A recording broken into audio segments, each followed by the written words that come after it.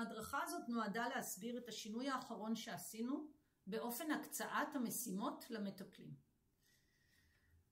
לפני השינוי שעשינו, יכולתם להקצות את כל המשימות למטפלים ולא הייתם מוגבלים.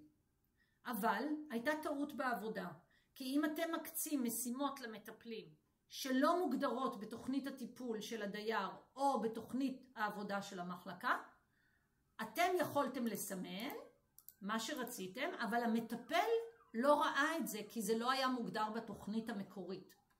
כרגע מה שעשינו בשדרוג החדש, הפרדנו והראינו לכם, אנחנו בעצם מראים לכם בכל משמרת איזה משימות קיימות בתוכנית עבודה ואיזה משימות לא קיימות בתוכנית עבודה.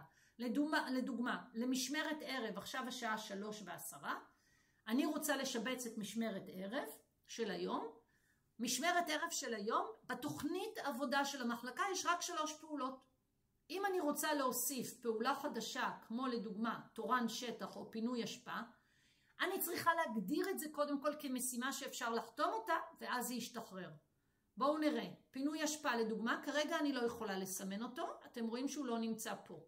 אני אסגור, אני אלך למחלקות, אני אלך למחלקה סיעודית ב', ואני אוסיף, אתם רואים שפינוי אשפה נמצא ב2, הוא לא נמצא במשמרת ערב, לכן אני לא רואה אותו.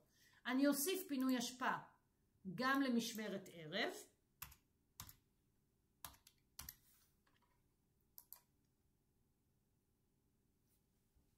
כעת אני אלך חזרה להקצאה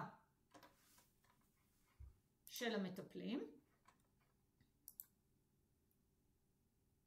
ותשימו לב שעכשיו אני יכולה לסמן פינוי אשפה, כי כעת יש לי משימה שמטפלים יכולים לחתום עליה.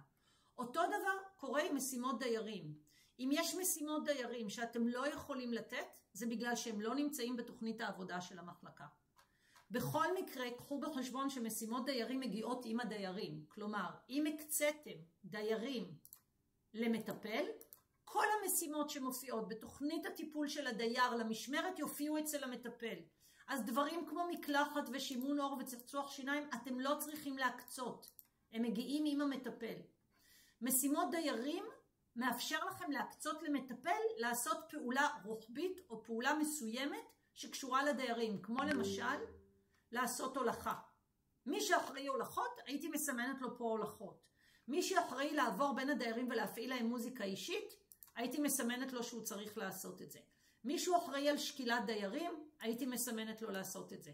אבל כל שאר המשימות הרוטיניות שמטפלים עושים, מופיעות תחת אותו מטופל שכל אחד מהם קיבל, ולכן לא צריך להקצות אותם במיוחד, רק משימות מיוחדות.